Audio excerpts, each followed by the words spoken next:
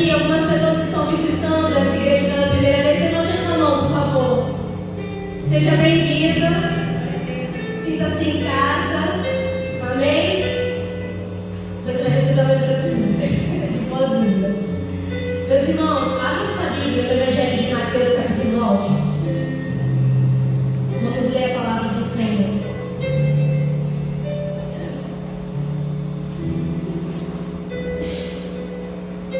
Mateus, capítulo 9. E entrando Jesus no barco, passou para outra banda e chegou à sua cidade. E eis que lhe trouxeram um paralítico deitado numa cama. E Jesus, vendo a fé deles, disse ao paralítico: Filho, tem bom ânimo, perdoados te são os seus pecados. E eis que alguns dos escribas diziam entre si: Ele blasfema. Mas Jesus, conhecendo os seus pensamentos, disse: Por que pensai o mal em vossos corações? Pois o que é mais fácil dizer: Perdoados-te estão os teus pecados, ou dizer: Levanta-te e anda? Ora, para que saibais que o Filho do Homem tem na terra autoridade para perdoar pecados, disse então ao paralítico: Levanta-te, toma a tua cama e vai para a tua casa. E levantando-se foi para a sua casa. E a multidão, vendo isso, maravilharam-se e glorificaram a Deus, que dera tal poder aos homens. Amém? Você pode se sentar. Meus irmãos, antes de chegarmos propriamente nessa parte, estamos aqui aproximadamente 31 anos depois de Cristo. Queria dizer para os irmãos que Jesus baseava seu ministério em 3 coisas: ensinar, pregar a palavra de Deus e curar. Eu vou repetir: ensino, pregação da palavra e curar. E Jesus, para iniciar o seu ministério, ele esperou 30 anos. E 30 anos fazendo o quê? Se preparando. Eu queria nessa noite já parar aqui e já falar para os irmãos, fazer uma aplicação. Eu não sei quanto tempo você tem se preparado para o seu ministério. Eu não sei se você acha que o seu ministério está atrasado, mas Jesus, sendo Deus, levou 30 anos se preparando. Isso não quer dizer que a demora do seu preparo não vai dizer que o seu ministério vai ser grande, porque Jesus se preparou 30 anos e para realizar grandes coisas tem que ter um preparo. E Jesus, para iniciar o seu ministério, ele usa nada mais, nada menos do que um homem.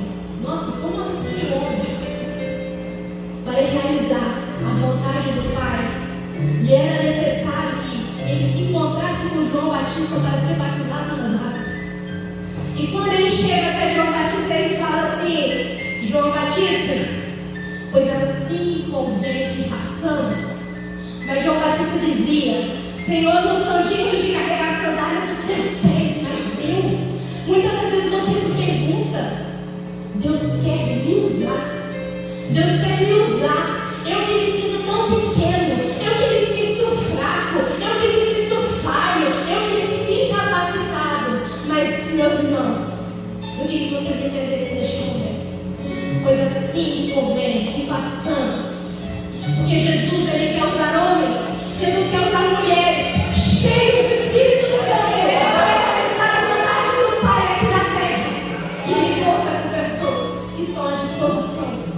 Realizar a vontade do seu Pai. E após passar pelas águas do batismo e pelo fogo da tentação, Jesus inicia de fato o seu ministério com curas, milagres e sinais para todos aqueles que o seguiam. E a palavra, agora nós chegamos nesse momento aqui que nós lemos. Jesus estava voltando de uma cidade e chegou até Cafarnaum, conhecida no livro de Mateus como a sua cidade, pois ali Jesus tinha estabelecido uma morada. Jesus passou grande parte do seu ministério naquele local.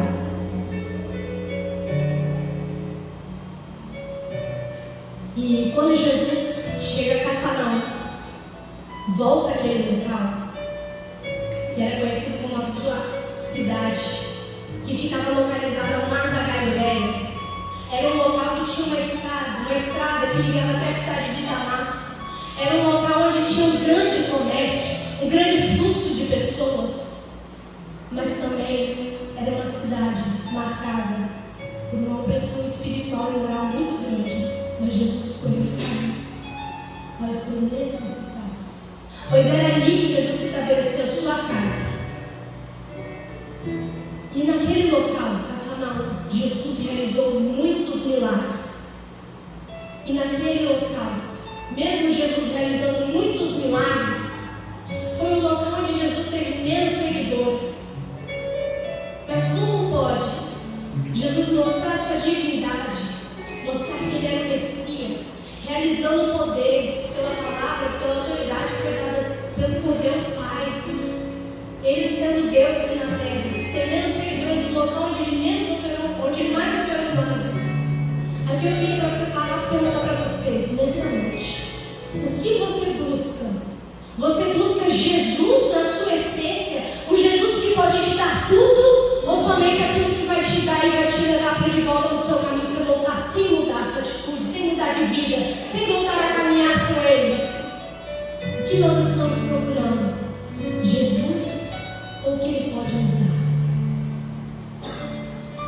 Mas eu conheço um Jesus que te convida a andar com Ele, que te convida a andar na presença dEle, porque na presença dEle nós temos tudo e nada lhe falta. E louvado seja o nome do Senhor, porque a partir do momento que você começar a andar com esse Deus, você vai se apaixonar por Ele. Você não consegue mais ficar longe da presença dEle, você não consegue mais ficar longe dEle, porque Ele é tudo para nós. E a palavra fala que Jesus estava retornando para a sua cidade. Repita para mim: sua cidade. Mas se Jesus já esteve em Cafarnaum e já tinha operado tantos sinais e milagres, por que é que muitos não tinham ido ainda de encontro dele? Se Jesus está aqui nesse lugar nessa noite, se você tem um encontro aqui com Jesus nessa noite, por que é que você entra na casa de Deus e volta do mesmo jeito para casa? Eu convido você nessa noite a pegar tudo que você precisa da mão desse Deus.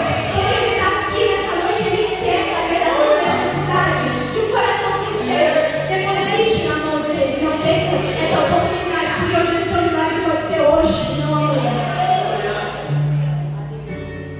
E a palavra fala que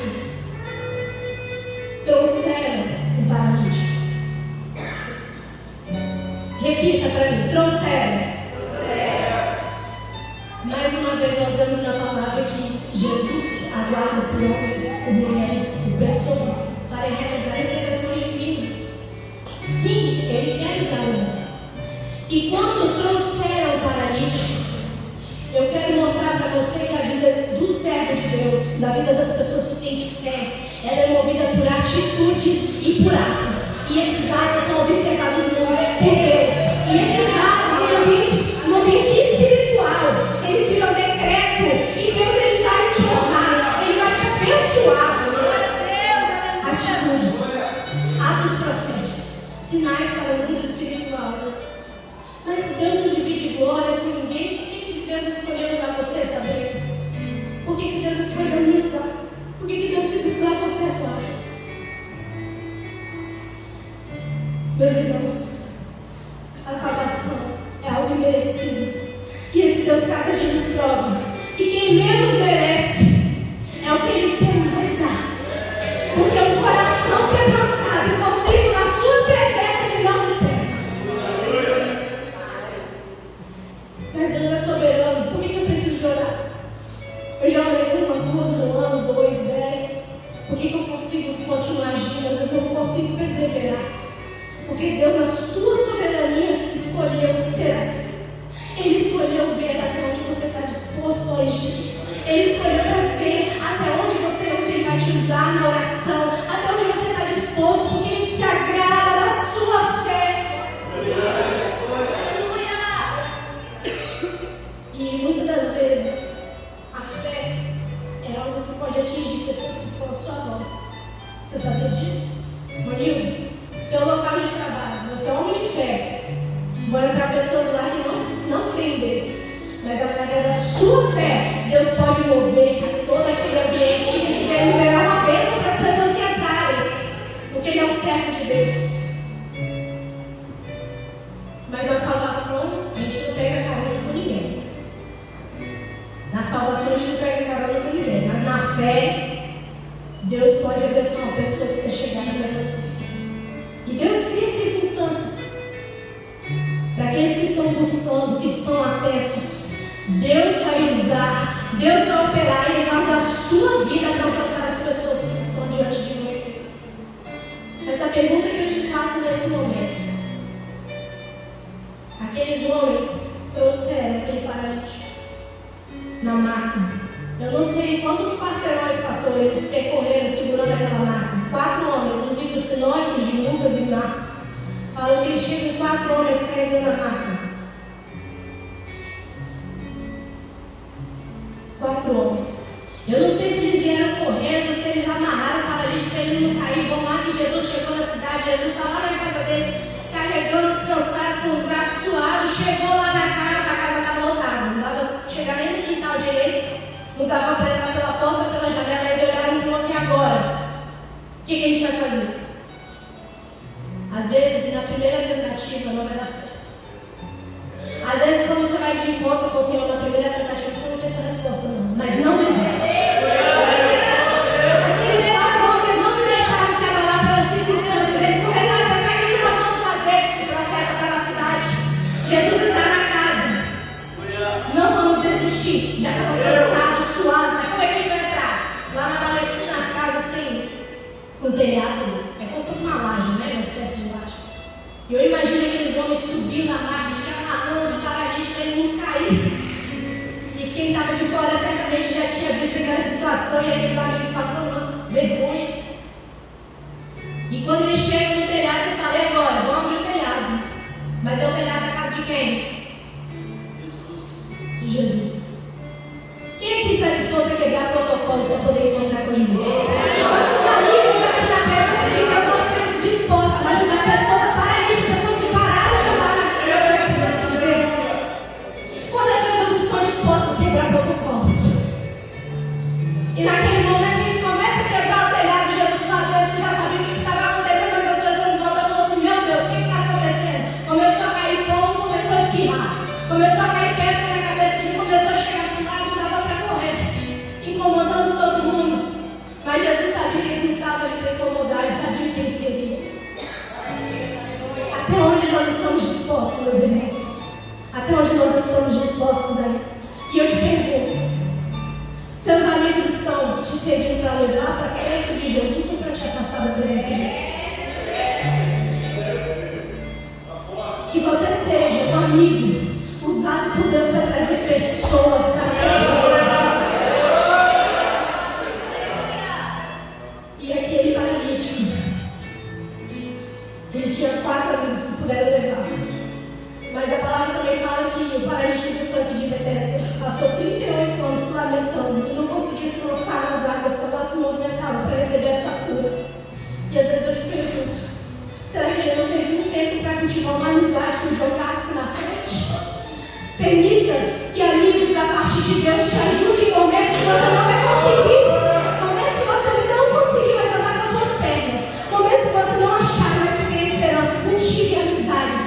Porque amizades, amigos, são da parte de Deus. Permita-se ser ajudado por pessoas que são de Deus. E a palavra fala que quando eles conseguiram abrir um buraco no telhado e começaram a descer aquele paralítico, Jesus observa eles a fé. Eu quero dizer que o paralítico estava sendo movido pela fé de 4 pessoas. E Jesus se agrada da fé. Então Jesus lá encontra ali naquele ambiente um local onde ele pode operar. Porque muitas das vezes sozinho nós não vamos conseguir. Mas Deus muitas das vezes vai colocar amigos, familiares para nós ajudarmos ele. Você está disposto a levar uma pessoa até diante de Jesus? Muitas das vezes nós estamos debilitados, olhando para o paralítico. Muitas das vezes estamos debilitados. Muitas das vezes só não basta a gente estar debilitado e não conseguir andar com as próprias pernas. A gente precisa ser carregado literalmente por algumas pessoas.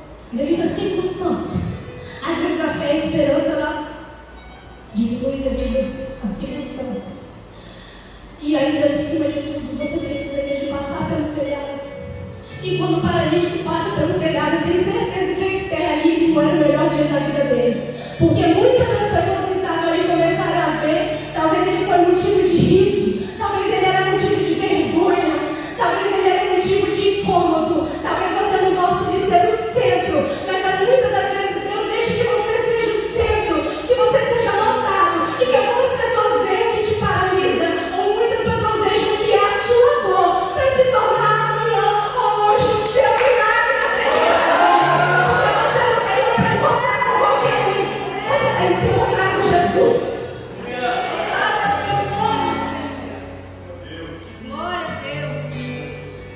Muitas das vezes hoje está a sua dor e vai surgir o seu maior milagre. E a marca que carregava ele, um dia você pode carregar falando isso é um milagre. Só Jesus sabe onde você pode chegar, Cris. Só Jesus sabe, Gabriel, onde você pode chegar. O homem não determina a multidão, as pessoas, mas Jesus sabe onde você pode chegar. E aí, os 4 amigos passam o paralítico no telhado, e aí Jesus olha, se agrada da fé e libera a primeira palavra: perdoados estão os teus pecados. Eu sou sincero, meus irmãos, eu certamente ia olhar para, faz de conta que estava nós 4, eu, Flavinha, Cláudia, olhar para Flávia e fazer assim: ai meu Deus, nós estamos todos suados, quebrando o telhado, batendo pedra na cabeça do pessoal, tendo uma poeira, e Jesus fala: perdoados estão os teus pecados? Muitas das vezes a gente não vai entender como que Deus vai agir. Muitas das vezes nós não entendemos, mas aquele paralítico sabia o que Jesus estava tratando com ele. Porque naquela época, os pecados eram tratados como coisas, na cultura judaica, os pecados eles geravam consequências nas vidas das pessoas. Por exemplo, se ele era paralítico, é porque a mãe dele, ou o pai, tinha um pecado, ou durante a vida dele, se ele era normal, se tornou paralítico, porque ele teve um pecado dele carregado na coisa de ó. Lá vai o pecador que está carregando o peso da consequência dele, da família dele. Ele era apontado. Aonde aquele paralítico entrava na cultura judaica, ele era marcado. E aquilo gerava um peso de culpa. Muitas das vezes nós não entendemos, mas quando Jesus fala, perdoados estão os teus pecados, Jesus estava querendo dizer: ei, meu filho, o seu passado não importa mais. Aquilo que te prendia, aquilo que falavam de você, agora não faz mais sentido para você, porque agora eu conheço a sua dor. Eu estou aqui para tratar, eu estou aqui para tirar o peso do seu coração, e não somente para fazer você andar. Eu quero começar a te tratar de dentro por fora. Ele conhece você. A palavra de Deus diz: os teus pecados estão perdoados. O que é mais fácil dizer? Os teus pecados estão perdoados, ou levanta-te e anda? Somente o Filho de Deus teria na terra a autoridade para perdoar os pecados. E o que é mais fácil? Receber uma bênção externa, sair e continuar do mesmo jeito, ou receber uma libertação, uma cura, para ser livre na presença de Deus. Antes de tudo que você queira para a sua vida, antes de tudo, deixa Deus tratar o seu coração como Ele tratou daquele paralítico. Deixa Ele retirar de você toda a culpa, todo arrependimento, todo trauma, tudo aquilo que te traz culpa no seu coração. Ele quer te deixar livre para você ser feliz na presença dEle. E Jesus começa a tratar aquele cenário, porque antes de ele fazer o sinal, tinha que haver um ambiente de adoração. E Jesus ali, pela sua onisciência, ele sabia que os fariseus e os escribas, que eram presos na letra, conheciam a palavra de Deus, mas parece que estudam mais a Bíblia para poder dizer que sabe. E quando Jesus está diante dele, consegue reconhecer. Falta de intimidade com Deus. Conhece a palavra Bíblia, conhece a palavra, mas não vive o verdadeiro evangelho de Deus. Meus irmãos, que nós possamos vigiar para não sermos assim. A palavra de Deus, ela vem para libertar, não é para trazer orgulho para nossas vidas. E Jesus começa a arrumar aquele cenário.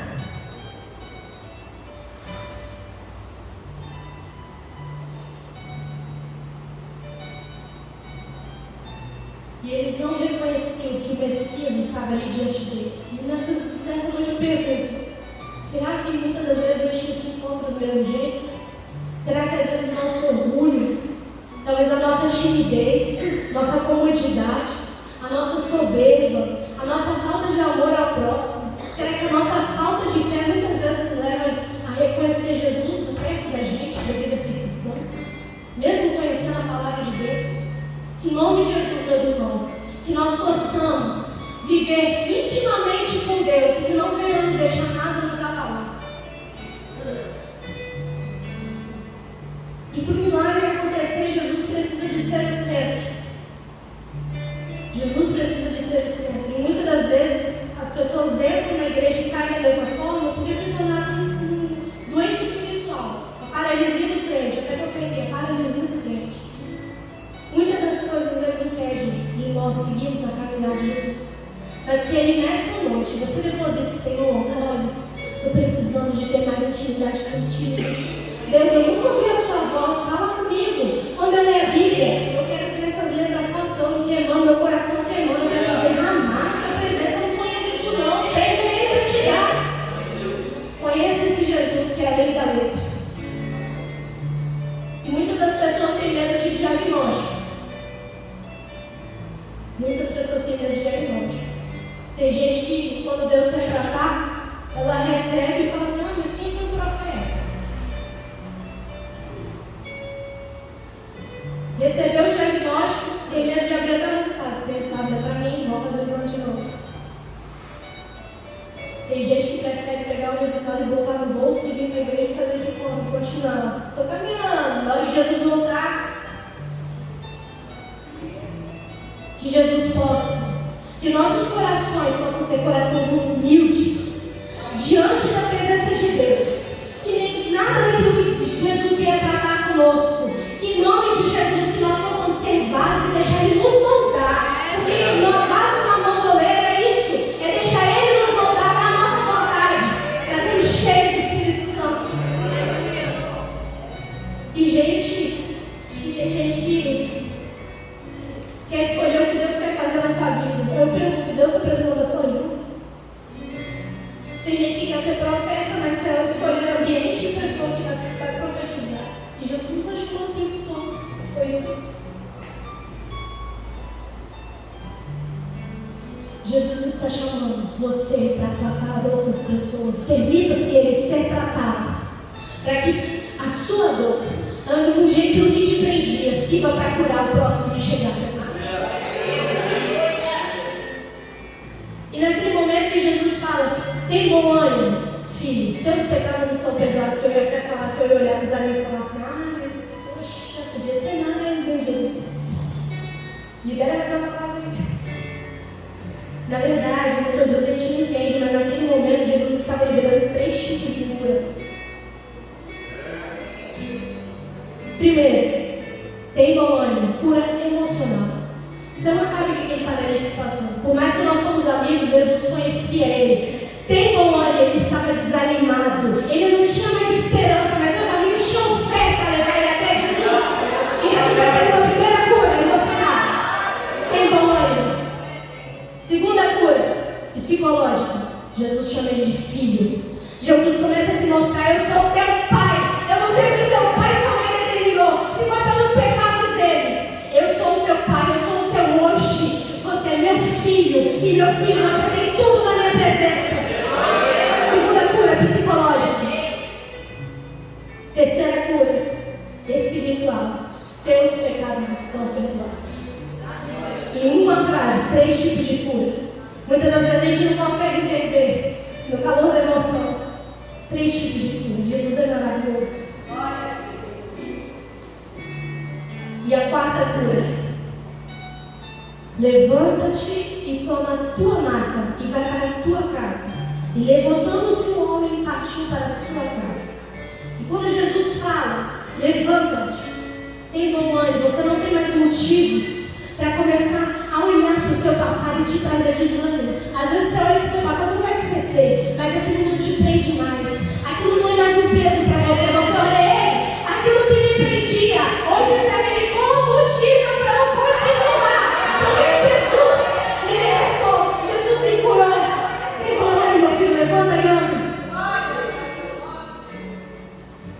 Muitas das vezes daquilo que é terreno, a maca.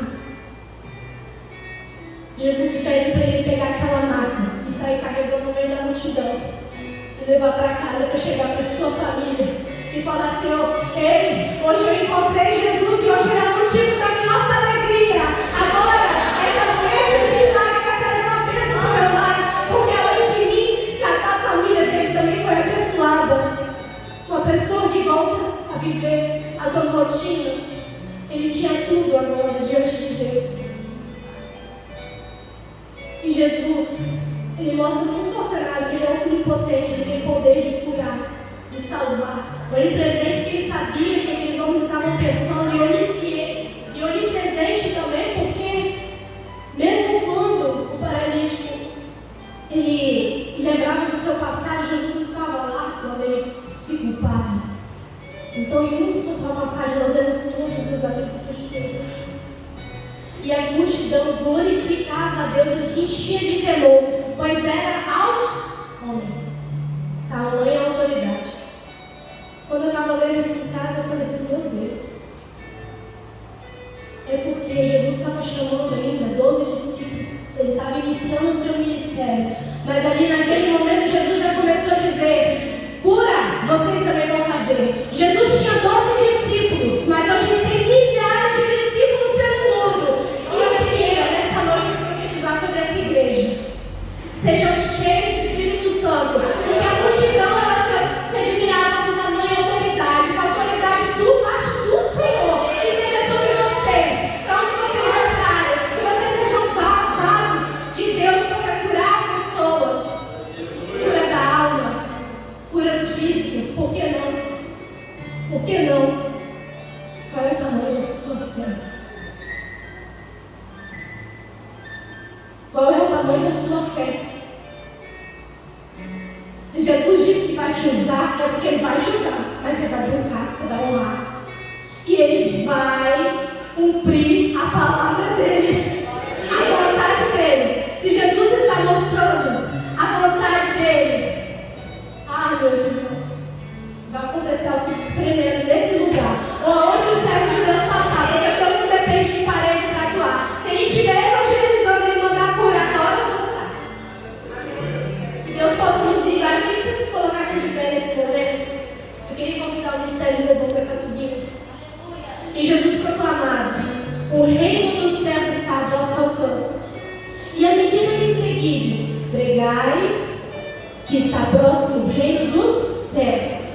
Curai enfermos, ressuscitai os mortos, purificai os leprosos, feri os demônios, pois de graças recebeste, de graças dai. Às vezes eu pergunto: cadê essa igreja?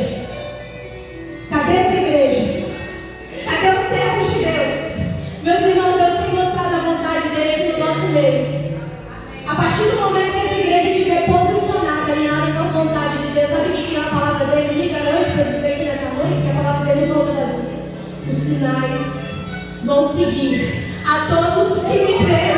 Os sinais vão seguir a todos que creem na igreja posicionada, cumprindo a vontade de Deus. Os sinais vão começar a se cumprir e vão aparecer nessa noite. Eu queria convidar você. Se você tem sentido no seu coração que você está precisando hoje, não é amanhã. Se você está reconhecendo que você precisa de um milagre da parte de Deus, eu não sei se é dentro do seu coração. Se você está precisando de uma saúde física, meus irmãos,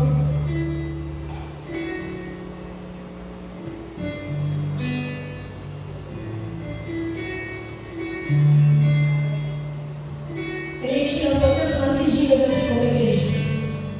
E numa dessas vigílias, os irmãos chegaram para mim, falou: eu vou te usar na cura. Eu falei assim: meu Deus, mas como é que é isso? Eu não sei. Logo eu.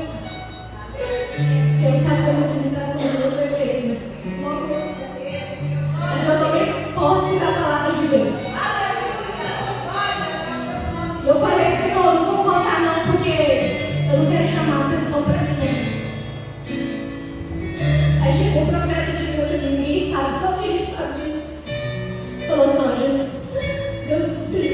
mandou dizer que você não queria testemunhar algo nessa noite, mas Ele mandou você abrir a sua boca e falar. Na última vigília que começa às 11 horas da noite, meus irmãos. E o irmão chegou, o segundo irmão chegou para mim e falou assim: eu vou te usar nos próximos dias para curar pessoas de depressão. Eu falei: meu Deus, aonde, Senhor? Como é que vai ser isso? Cheguei para trabalhar. Uma pessoa que apareceu, eu já sabia que ela estava passando por isso. Eu falei para ela: você crê que Deus pode te curar? Ela falou: eu creio. Fechei a porta do consultório, peguei ele. Levei aqui então, na graça. Vamos orar para Deus. Se for da vontade dele, vai te curar. Não tem lugar, não tem momento.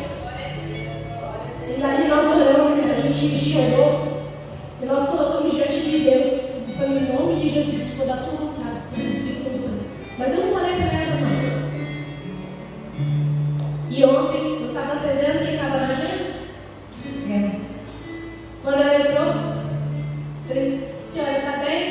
Laís, a partir do 20. Eu comecei a melhorar. Agora tem 30 dias eu estou totalmente melhor. Meus irmãos, eu não duvide do que Deus quer fazer na sua vida. Se Ele liberar uma palavra na nossa alma, pode descansar. Porque não é pela vontade do ser humano, não é pela nossa força, mas é pela autoridade que Ele te dá em nome de Jesus. É pela fé que Ele se agrada. Ele quer te usar. Ele quer te usar. E se você reconhece hoje que você precisa de um milagre, nós vamos estar orando por você aqui na frente. Se você está precisando de cura física, vem aqui na frente e se apresente diante do Senhor. Se você está precisando de uma cura no seu interior, se é algo que ninguém está vendo, Ele conhece a sua dor. Ele sabe de onde você ser tratado. Às vezes você se sente culpado, mas Ele quer tirar a sua culpa. Ele cura de dentro para fora. Por um ato de fé, 4 amigos naquela noite passaram para deixar no telhado. Eu queria convidar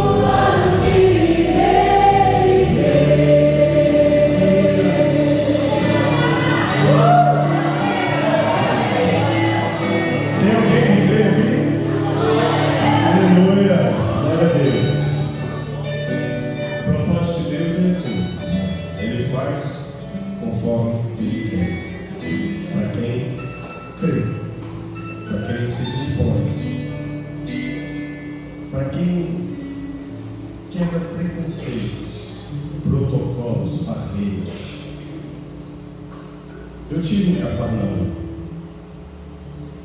Às vezes, quando prega assim, um sábio cenário, vocês não têm noção como era difícil fazer o que aqueles homens fizeram. As ruas eram estreitas e se havia... Era quase impossível passar com uma maca, uma cama. Tinha de ter outro acesso. Ir por outros telhados, porque as casas eram germinadas por pedra. E não era laje, né? Era madeiras, porque a madeira não era muito farta naquela época. Pedra assim. E vinha madeiras e era tampada de junco, de uma cobertura. Para romper, nós entramos numa casa assim, olhamos para o teto e vimos a altura. Meu Deus, olha aqueles homens, nós lembramos dessa passagem. Olha aqueles homens fizeram. Não era algo comum para ser feito. Imagina como aquele paralítico, como aqueles amigos dele o amavam. E como eles romperam tudo aquilo que podia dizer, falar, hoje eu não sei como, mas eu vou chegar diante de Jesus. Você não pode nem estar entendendo, talvez você ache que aqui foi um culto simplesmente. Eu digo, a gente tem falado, esse culto não se repete amanhã, ele é único, ele é para hoje. Deus te trouxe aqui talvez por um outro objetivo. Mas o propósito de Deus vai ser realizado para aqueles que creem. Aqueles que creem acontece. Aqueles que creem acontece. E louvado seja o nome do Senhor. Que a palavra de Deus não volta vazia. Está nesse lugar. E o lugar do coração. O lugar da alma do coração. Para mostrar para você. Olha, pode ter falado o que for com você. Pode ter falado com você o que for. Qualquer palavra do homem que seja sobre a sua vida. Mas o que foi profetizado e foi falado aqui é a palavra de Deus. É a palavra em nome de Jesus. E contra essa palavra pode se levantar o que for, mas não tem poder para se opor. E nós estamos firmados na palavra de Deus. Não é no homem. Não é no homem. Não foi da preletora que ela falou a palavra de Deus. E a palavra de Deus tem poder. Amém? Antes de encerrar aqui, eu queria convidar, como a gente sempre faz aqui no Ministério, elas, né? Todo mundo aqui para frente, as irmãs, por favor, todas aqui na frente.